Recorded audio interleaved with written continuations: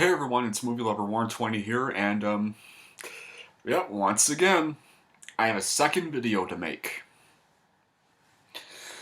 And yeah, it's for a movie review for yet another brand new film that was delayed numerous times, but has finally gotten released on streaming. And it is, of course, for a Pixar film. And it's their third time they have released two films in 1 year instead of just one movie, which began in 2015 with Inside on the Good Dinosaur. Then in 2017, that tradition happened again with Cars 3 and Coco. This year, it happened again with Onward, which I've already reviewed and you can go check out if you like, and recently Soul. Yeah, this year, this review is for Pixar's Soul, which I just got back from streaming at home. Whenever they do this 2 films a year tradition, one film ends up being mediocre, other film ends up being critically acclaimed.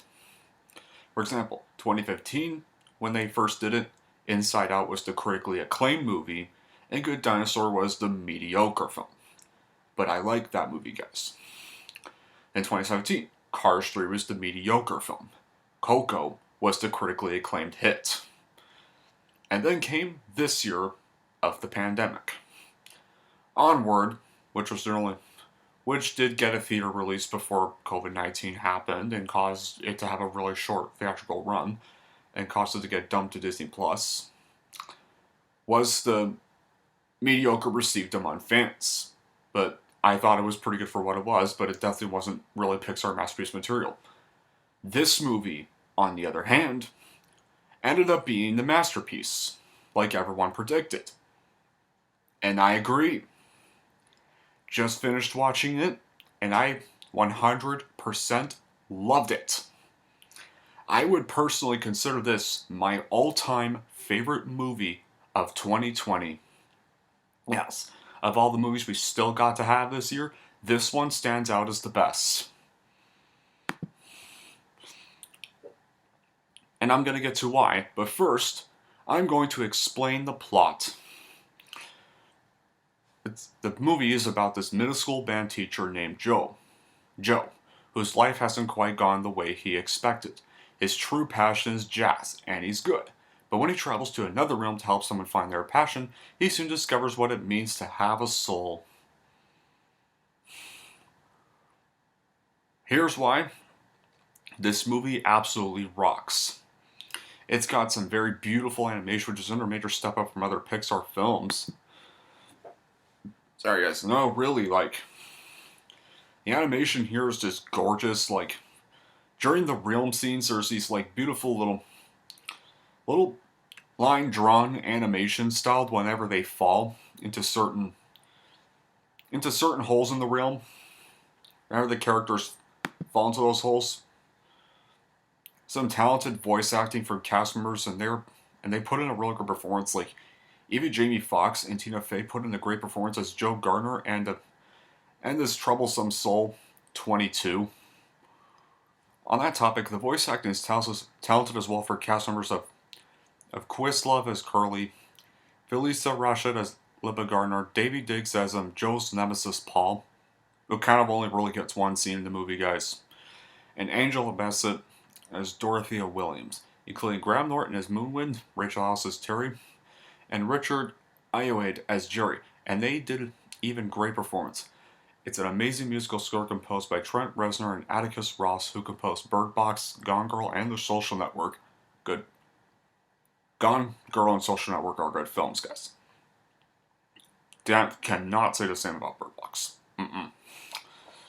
Interesting and it's got very interesting, well-developed characters, like for example, you have Joe Gardner, the protagonist, who must return to Earth before his body dies, and so he can still achieve his dream. And then there's the troublesome soul he encounters and mentors, 22, who does not want to go to Earth but rather helps Joe Gardner.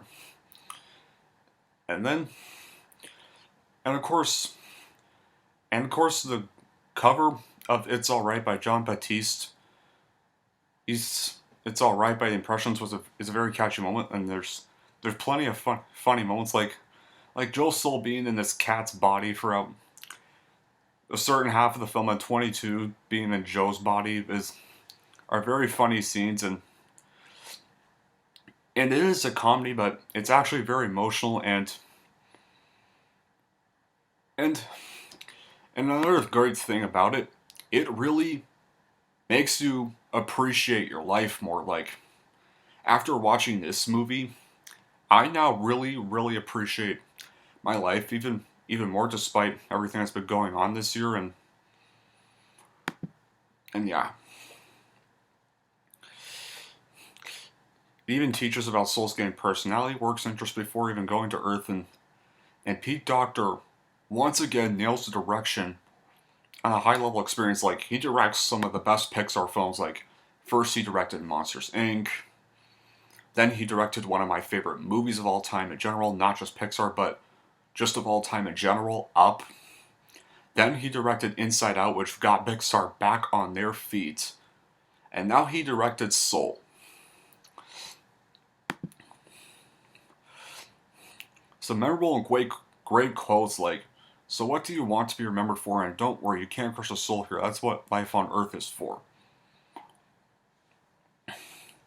And Jon Batiste's jazz soundtrack is really amazing, and it's the best selling point, and it's even got much more creative and free-spirited like other Pixar films, and some gorgeous cinematography, which it leads to help you as much. And thing like, I kid you not, go stream this movie. You don't need Disney Plus to just watch certain movies. I mean, you can find other ways to stream it. Just